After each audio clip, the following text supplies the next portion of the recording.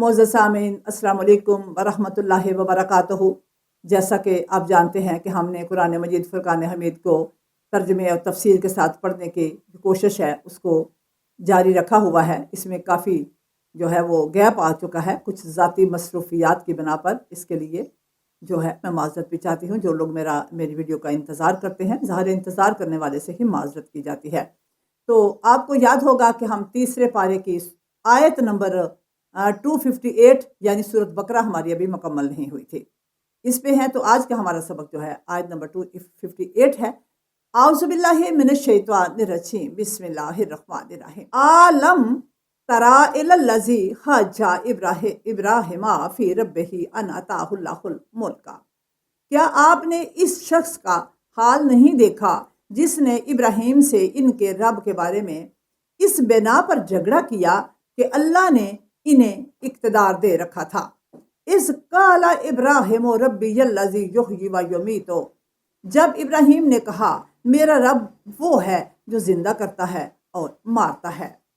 काला आना उहयी व उमीतो, तो काफर कहने लगा मैं भी जिंदा कर सकता हूँ और मार सकता हूँ। यानी उसने कहा जिंदगी और मौत देना तो मेरे इख्तियार में भी है।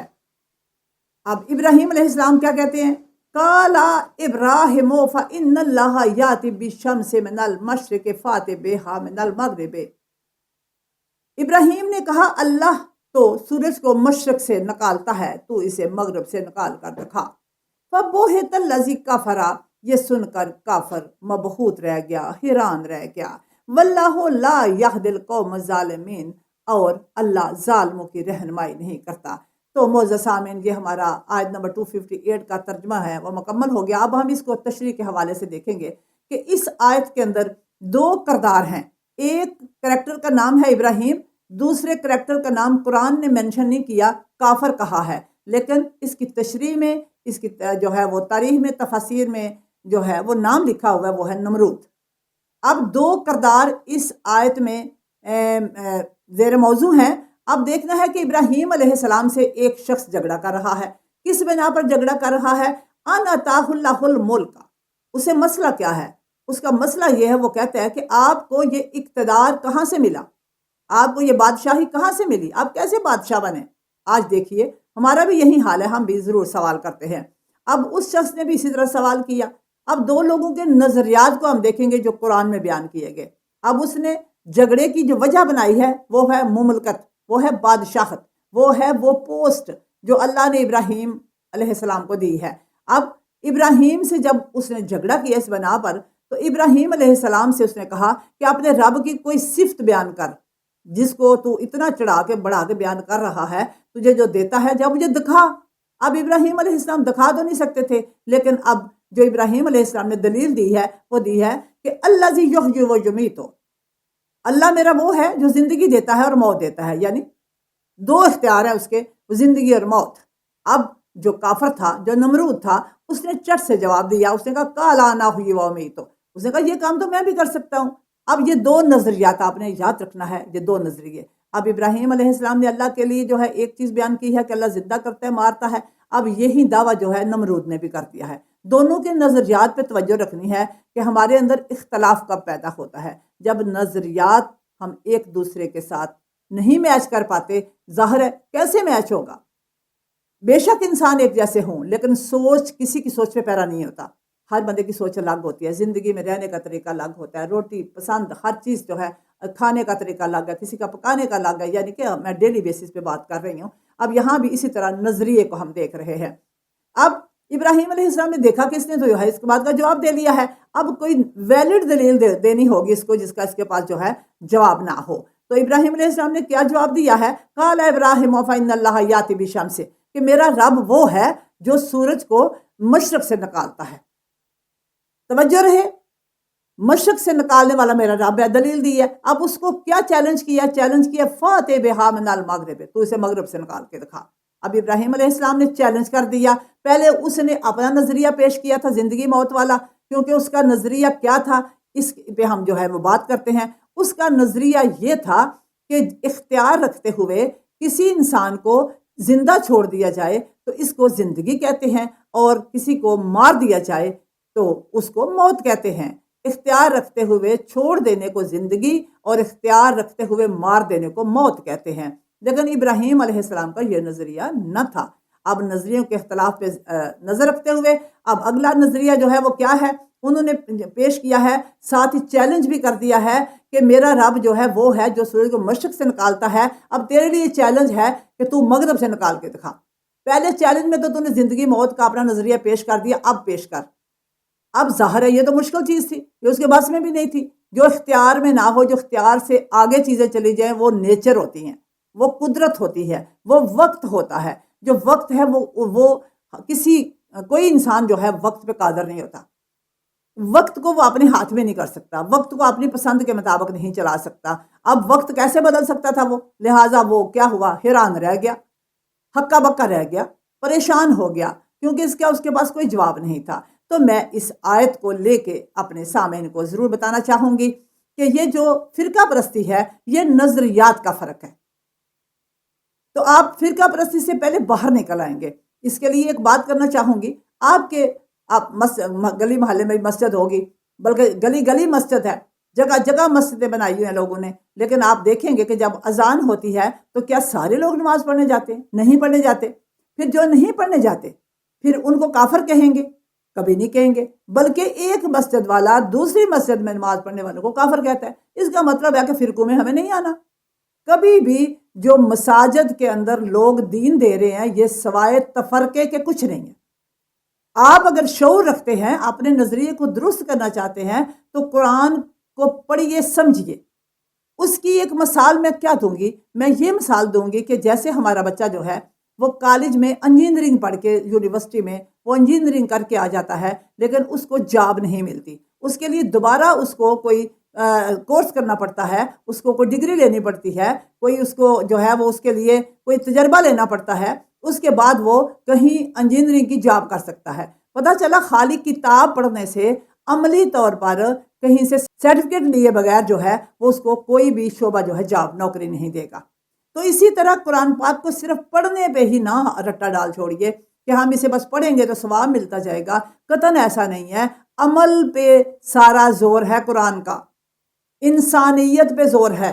اس کی بات میں آپ کو یوں سمجھانا چاہوں گی کہ اللہ رب العزت کیا فرماتے ہیں کہ اے نبی صلی اللہ علیہ وآلہ وسلم لوگوں کو بتا دیجئے کہ جو یہ لوگ انسانوں کے معاملے میں زیادتیاں کریں گے وہ صرف انسان ہی نے معاف کریں گے۔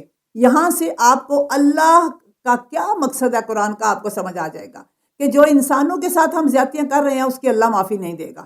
صرف اللہ تعالیٰ ہمیں وہ چیزیں معاف کرے گا جو ہم اس کے عبادت کے حوالے سے، جیسے 5 وقت کی پنجگانہ نماز ہے، ہم 5 وقت نہیں پڑھ پائیں گے تو اس کے لیے ہم معافی کہہ سکتے ہیں۔ اور خواتین تو ویسے بھی روزے جو ہے پورے نہیں کر پاتی، ان کے جو ہے الگ سے کچھ مسائل ہیں، بچوں کے مسائل ہیں، فیڈ کے مسائل ہیں، دیگر منتھلی مسائل ہیں۔ تو یہ بات جو ہے جو لوگ روزے رکھ پائیں گے ان کی بات ہے۔ اب جس وقت ہم یہ دیکھتے ہیں کہ دین جو ہے وہ سہل کر کے ہمارے سامنے بیان کیا گیا ہے، تو ہم ان روزے داروں میں شامل ہونا چاہیں گے تو پھر ظاہر ہم پورے سال کے روزے نہیں رکھ سکتے، پورے ماہ کے روزے نہیں رکھ سکتے، پوری 5 نمازیں نہیں پڑھ سکتے۔ تو اللہ تعالیٰ فرماتے ہیں کہ میں یہ چیزیں معاف کر دوں گا، لیکن معافی کدھر نہیں ملے گی، جہاں ہم لوگوں کے ساتھ زیادتی کر جائیں گے۔ تو کیا آپ میں اپنے گریبان میں منہ ڈال کے دیکھیں گے کیا ہم لوگوں کے ساتھ اچھا سلوک کر رہے ہیں؟ نہیں۔ اللہ نے منع فرما دیا نا غیبت کرنے سے، مردہ بھائی کا گوشت ہے، اب ہم ہر بندہ مردہ بھائی کا گوشت کھا رہا ہے، منع تو ہو نہیں رہا، تو اس عبادت کا کیا فائدہ جس عبادت کے بعد انسان کے اوپر اثر نہیں ہے۔ تو میری یہ بات کرنے سے مقصد یہ ہے کہ آپ صرف قرآن کو پڑھنے پہ زور نہ دیجئے، قرات پہ زور نہ دیجئے، حفظ پہ زور نہ دیجئے، عمل پہ زور دیجئے۔ اور بالخصوص وہ لوگ جو سفر میں ہیں، جو بزرگ ہیں، نمازیں جو ہیں آپ دیکھیے دفاتر میں لوگ نمازیں نہیں پڑھ پاتے، دفاتر میں کوئی نماز پڑھنے کی اجازت نہیں ہوتی، کوئی ٹائم نہیں ہوتا، تو نمازیں جمع کرنے کا بھی نبی پاک صلی اللہ علیہ وآلہ وسلم نے جو ہے وہ حکم دے دیا، ہم اس پہ عمل نہیں کر پاتے، ہم نہ دیندار ہو پاتے ہیں، نہ ہم جو ہے وہ کسی کفر میں شامل ہو سکتے ہیں، ہم میڈیم کھڑے ہیں نفاق کی سٹیج پہ۔ تو آپ خود فیصلہ کیجئے، اپنا نظریہ درست کیجئے اور اعمال کی طرف توجہ دیجئے، لوگوں سے سوال پوچھ کر اپنے اعمال کو درست نہ کیجئے، اپنے اعمال کو اپنی سوچ کے مطابق اطمینان بخشیے۔ اور جب تک آپ سوچ اپنے اندر پیدا نہیں کریں گے آپ کو کبھی سمجھ نہیں آئے گی۔ اس کے لیے میں ایک آیت کا حوالہ دوں گی کہ اللہ رب العزت فرماتے ہیں وَاعْبُدْ رَبَّكَ حَتَّىٰ يَأْتِيَكَ الْيَقِينُ، اللہ رب العزت کی اس وقت تک عبادت کرتے رہو، کرتے جاؤ یہاں تک کہ تمہیں یقین آ جائے کہ کوئی ہے ذات۔ تو پتہ چلا کہ عبادت کا مقصد ہے یقین، لیکن ہم تو نمازیں پڑھ کے حج کر کے سب کچھ کر کے بے یقینی کی فضا میں جھولے کھا لے رہے ہیں، کیونکہ ہم نہ قبور پہ جانا چھوڑتے ہیں۔ مثلا قبور پہ جانے کی خالی دعا کی بات نہیں ہو رہی، یہ تویزوں کی بات ہو رہی ہے، شرک کی بات ہو رہی ہے، اس میں ہم سب ملوث ہیں۔ تو ہمیں ان سب چیزوں سے ہٹنا ہوگا، اپنے نظریے کو اپنے اندر سے دیکھ کر چیزوں کو درست کرنا ہوگا، اور حقوق العباد پہ زور دینا ہوگا، اور ہر اس چیز سے پیچھے ہونا ہوگا جس کے بعد غیبت پیدا ہوتی ہے۔ تو انشاءاللہ تعالیٰ آپ کی زندگی میں سکون آ جائے گا۔ اتنا ملیے جتنا برداشت کر سکتے ہو، جتنے زیادہ تعلق بڑھاؤ گے اتنی زیادہ غیبت بڑھاؤ گے، اتنے لوگوں تک اپنے تعلقات جو ہے محدود رکھیے جن کے ساتھ آپ کی ڈیلنگ لین دین جو ہے وہ بہترین ہو سکتا ہے۔ امید کروں گی کہ ابراہیم علیہ السلام اور نمرود کے درمیان ہونے والے مناظرے سے آج ہم یہ ضرور سیکھیں گے کہ ہم اپنا نظریہ درست کریں۔ اب جس نے خدائی دعویٰ کر رکھا تھا وہ اپنے نظریے میں ایک جگہ پہ تو دلیل وہ جھوٹی دے سکا، لیکن سورج میں اپنی دلیل نہیں دے سکا، اس کے پاس کوئی دلیل تھی نہیں تو وہ چپ کر گیا۔ لیکن ہم کیا ہیں، ہم چپ ہی نہیں کرتے، ہم لڑے جا رہے ہیں، ایک مسجد والا دوسری سے، دوسری والا تیسری سے، تو یہ لڑائی جھگڑا جو ہے کبھی ختم ہونے کا نام نہیں لے گا۔ تو خواتین کو تو ویسے بھی اس میں آنے کی ضرورت نہیں ہے، خواتین کی تو ڈیوٹی ہے نسلیں پالنے پہ، تو عورت کو نسل پالنے پہ زور دینا چاہیے نہ کہ برباد کرنے پہ، اور مردوں کو زور دینا چاہیے اپنے گھروں کو ٹائم دیں اور اپنے بچوں کو توجہ دیں تاکہ اچھی نسل جو ہے وہ پیدا کرنے میں عورت کے مددگار ثابت ہو سکے۔ تو مرد اور عورت یہ دنیا کا ایک اہم توشہ ہے، اگر ہم اس کو سمجھیں تو نفرتوں کو ہٹا کے اپنے گھروں کو محبت کے پھول کی شکل میں ہم جو ہے وہ کھلا سکتے ہیں، اگر ہمارے نظریے جو ہیں وہ درست ہو جائے۔ امید کروں گی کہ آپ کو بہت اچھی لگے گی آج کی کافی دیر بعد جو ویڈیو میں نے ریکارڈ کروائی ہے۔ اللہ رب العزت کے فضل سے گھروں میں سکون آئے گا اور آپ ایسے امور سے باز آ جائیں گے جن سے ہمیں پریشانی ہوتی ہے۔ تو اجازت چاہوں گی اس دعا کے ساتھ کہ خوش رہیے، آباد اور شاد رہیے۔ السلام علیکم ورحمۃ اللہ وبرکاتہ۔